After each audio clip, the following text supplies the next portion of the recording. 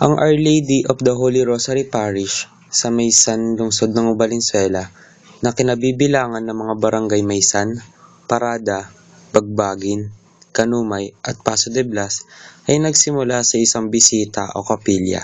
Sa Maysan na noon ay nasa ilalim ng parokya ng San Diego de Alcala sa Polo, Bulacan. Sa pamumuno ng kura paroko na si Monsignor Prudencio Aguinaldo, katuwang sina Padre Eddie Cruz, Padre Anisito, at iba pang pari mula sa SBD.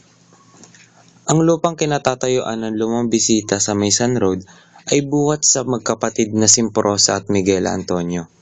Sa pagsisikap nila Angela M. Antonio, Domingo Antonio, Miguela Francisco, Gregorio Marcelo, Marcosa Eugenio, at Andres Eugenio, nagsimulang magdaos ng banal na misa sa lumang bisita sina Padre Simon Gutierrez at Padre Pilo, kahit noong panahon ng Hapon noong ikalawang digmaang pandaigdig.